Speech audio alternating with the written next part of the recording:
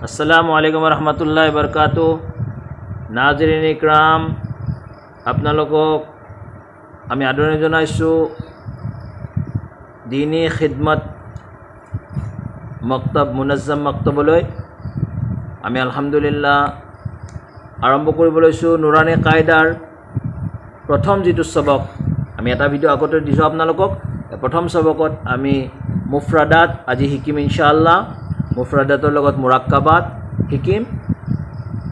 আপোনালোকে ধ্যান দিব ইনশাআল্লাহ এই আলফাজবিলাক হুৰুফবিলাক যাতে আমাৰ উচ্চাৰণ কৰোঁতে শুদ্ধ হয়।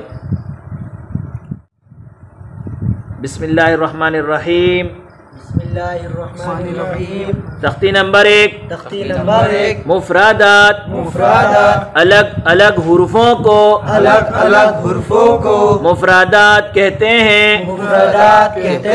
जैसे अलिफ बा ता सा जीम हा खा दाल ज़ाल रा ज़ा सीन शीन صاد ضاد طا ظا عين غين فا قاف كاف لام ميم نون واو ها همزة या ইয়াতে আমি বিদ্রোহ দিছো স্টার মার্ক। এই কিছুমানৰ স্টাৰ মাৰ্ক আছে, যেনেকুৱা জিমত আছে, দালত আছে, জালত আছে, সিন শিন স জদ আইন গইন কফ কাফ লাম মিম নুন वाव। ইয়ালৈকে এইকেইটা স্টার মার্ক থকা হুৰুফ কেইটা स्टार मार्क वाले हुरूफों को थोड़ा खींच कर पढ़े और स्टार मार्क थका हुरूफ केटा अलग तानी पड़िब। याद जेने के दिसु आमी तख्ती नंबर एक मुफरादात अलग अलग हुरूफों को मुफरादात कहते हैं। एनेके जाते आमी मुखस्त करो इंशाअल्लाह बुझी पोৱাত সহজ হ'ব। এতিয়া আমি तख्ती नंबर 2 লৈ আহিছো।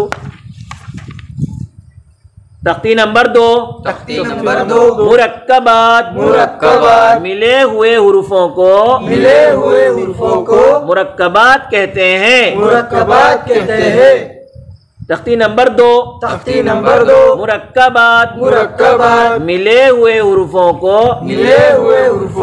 मुरक्कबात कहते हैं। जैसे लाम अलिफ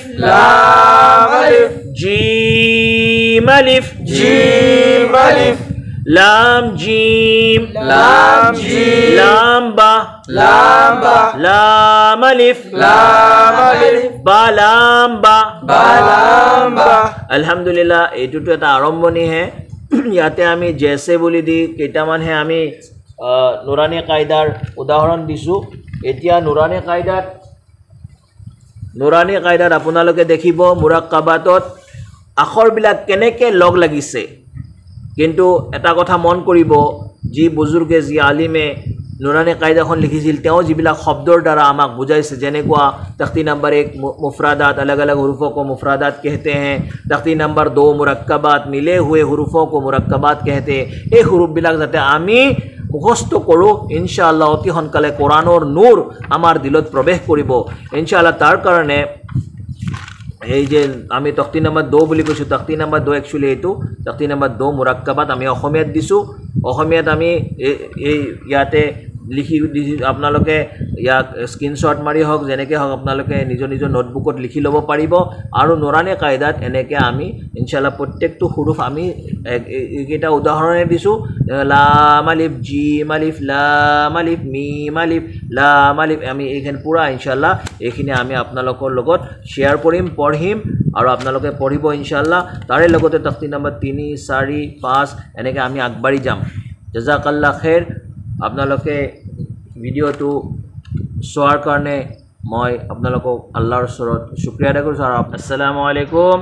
तख्ती नंबर 3 तख्ती नंबर 3 हरकत हरकत जबर जेर पेश को जबर जेर पेश को हरकत कहते हैं हरकत कहते हैं जबर जेर पेश को जबर जेर पेश को जल्दी पढ़े जल्दी पढ़े थोड़ा भी न खींचे थोड़ा भी ना खींचे अलिफ हमेशा खाली होता है अलिफ हमेशा खाली होता है जो अलिफ खाली ना हो जो अलिफ खाली ना हो वो हमजा है वो हमजा है जबर जबर जबर की आवाज जबर की आवाज ऊपर को उठती है ऊपर को उठती है जैसे जैसे हमजा जबर हमजा जबर बा जबर ब बा जबर ब ता जबर त ता जबर ता सा जबर सा सा जबर सा जेर जेर जेर की आवाज जेर की आवाज नीचे को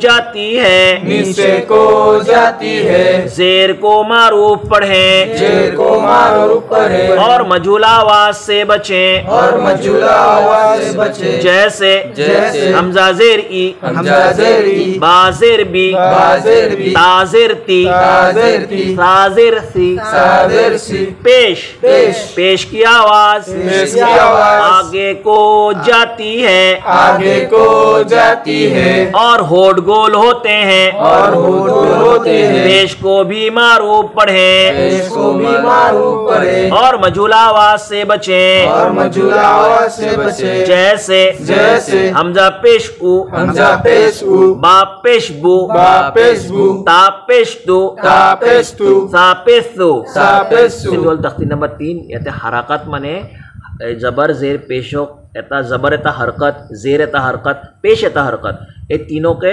হাৰাকাত বুলি কোৱা হয় हाँ आमी কৈছো যে জবৰ জেৰ পেশক হাৰাকাত বুলি কোৱা হয় জবৰ জেৰ পেশক জলদি পঢ়িবলৈ অলপ টানিব নোৱাৰে য'ত জবৰ জেৰ পেশ থাকিব তাত আপুনি টানিব নোৱাৰে জলদি পঢ়িব লাগিব আলিফ হমেশা খালি होता है মানে আলিফ যদি তলত ওপৰত একো না থাকে তেতে আলিফ থাকিব তাৰ ওপৰত যদি জবৰ আহি যায় লগে লগে আলি হামজা জবৰ আ হৈ যাব তলত জেৰ আহিলে হামজা জেৰ ই হৈ যাব ওপৰত পেশ আহিলে হামজা পেশ উ হৈ যাব অৰ্থাৎ আলিফটোৰ তলে ওপৰত কিবা যদি হৰকত আহি যায় হামজা হৈ যাব হি এটো কথা ইয়াত বুজাইছে কোনো ডাঙৰ কথা নহয় অতি সহজতে আপোনালোকে বুজি পাব কিন্তু আপোনালোকে আমি যাতে প্ৰত্যেকই জবৰ জেৰ পেশ को हरकत कहते हैं जबर जेर पेश को जल्दी पढ़े थोड़ा भी ना कोई तो जने के आसे हुरूफ हजरत जिए बुजुर्ग अल्लाहर वली अबरारुल हक रहमतुल्लाह जने के लिखिसे तेने के যদি আমি মুখস্থ করো ইয়াতে তেনেকে দিয়েছে তখতি নম্বৰ 3 হারাকাত জबर जेर पेश को हरकत कहते हैं ইয়াতে উর্দু দিয়া থাকা কাৰণে মই আপোনালোকক সুবিধাৰ কাৰণে অসমীয়াতে লিখি দিছো এটো স্ক্ৰিনশট মাৰি লব আপোনালোকে হয়তো নোটবুকত নোট কৰি লব ইয়াতে মাৰুফ আৰু মজহুল আমি যে কৈছো জবৰত কিন্তু মাৰিফ মজহুলৰ কথা নাই জবৰ বা তা পঢ়ে কিছুমানে হামজা জেৰ এ বাজেৰ বে তাজেৰ তে সাজেৰ সে পঢ়িব পাৰে হেতু ভুল হ'ব তাৰ মানে মজহুল হ'ব মজহুল মানে ভুল আৰু যদি হামজা জেৰ ই বাজেৰ বি তাজেৰ তি সাজেৰ সি জিম জেৰ জি ই বি টি সি এনেকে পঢ়িলে হেতু জেৰৰ মাৰুফ অৰ্থাৎ জেৰ হেনেকে পঢ়িলে শুদ্ধ হ'ব মাৰুফ মানে শুদ্ধ মজহুল মানে ভুল মজহুল শব্দৰ পৰা বাচিব লাগে মজহুল শব্দ কেনেকুৱা মজহুলৰ আৱাজটো এনেকুৱা হামজা জেৰ এ বাজেৰ বে তাজেৰ তে এনেকুৱা শব্দ হলে এটো মজহুল হ'ব ঠিক তেনেকুৱা পেশৰ মাৰুফ মজহুল কেনেকুৱা যদি হামজা পেশ উ বা পেশ বু তা পেশ তু সা পেশ তু পঢ়ো তে মারুফ হ'ব আৰু যদি কওঁ আমি হামজা পেশ ও বা পেশ বো তা পেশ তো সা পেশ তো তেতিয়াহ'লে পেশৰ মজহুল হ'ব আমি মজহুল আৱাজৰ পৰা মজহুল শব্দৰ পৰা বাচিব লাগে থ্যাংক ইউ জাজাকাল্লাহ